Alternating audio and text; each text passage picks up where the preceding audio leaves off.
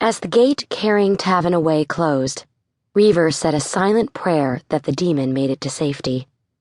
Then he said another for himself, Harvester, and Calder. They were going to need every prayer Reaver could come up with. They'd just lost a damned good fighter, and now they'd have to rely on Calder to locate a Harrow gate. If they lost Calder, they were fucked.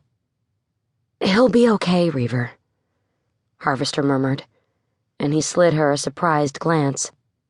Was she actually comforting him? "Now quit moping and get us out of here." That was more like it. "You're all heart, Harvester." But hey, the fact that she'd been nice, even for only a moment, was progress. Scowling, she crossed her arms over her chest. Under the surface of her skin, bruises lingered, and he realized that without Tavin, they were down to Calder for her to feed from. Reaver was going to make sure he was breathing down the bastard's neck as Harvester bit into it.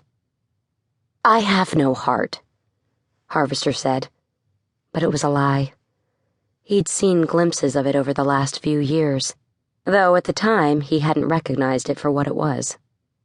Although the tenderness in her eyes, when she'd asked to hold Thanatos' son Logan for the first time, had been crystal clear and, perhaps, the first true hint that she wasn't what she'd seemed.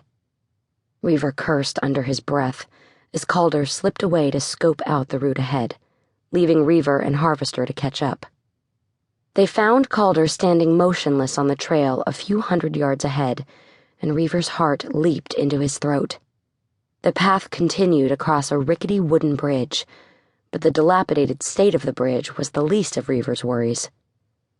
Above them, far up on the sheer rock faces that surround them, demons perched on ledges and narrow trails. One, a horned demon with a goat-like snout, looked down, and Reaver swore the beast smiled as he caught Reaver's eye. Reaver's gut clenched. They'd been spotted. The demon raised his hand in a sharp command. 3 demons holding the leashes of creatures that resembled scaly skinned bears snapped into action, vaulting from ledge to ledge in a rush toward them. "We are so fucked." Calder leaped onto the suspension bridge, and the way it groaned with age and fatigue made Reaver's clenched gut drop to his feet. Harvester's hair swirled around her softly rounded shoulders, caught in a balmy breeze that billowed up from the chasm in front of them.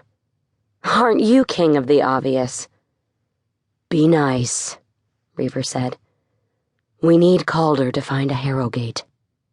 He scanned the surroundings, looking for any way out of here that didn't involve crossing a highly questionable bridge.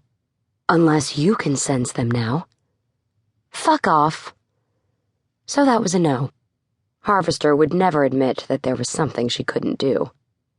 "Fuck both of you," Calder said with a flash of razor-sharp teeth. "I'm going." The bridge creaked under his weight and swayed perilously over the gaping canyon, but he continued across, his feet sometimes knocking boards loose or punching right through them.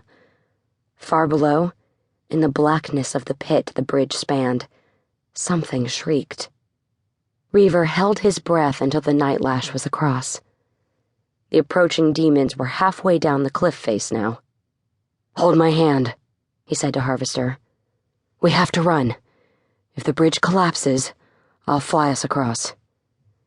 He just hoped it didn't come to that. Flying in Sheol was like trying to fly in water. The effort involved in even short flights would drain an angel in mere minutes. Taking her hand, he darted across the bridge. As they stepped on firm ground, a bear-toad howled. The demons were on the other side of the bridge, where Harvester and Reaver had been standing just moments before. "Run!" Harvester yelled, as if Reaver needed the prompt. They hauled ass through the mountain tunnels with Calder in the lead. Vines, dripping with acid, grabbed them like octopus tentacles, and their feet crunched on demon remains.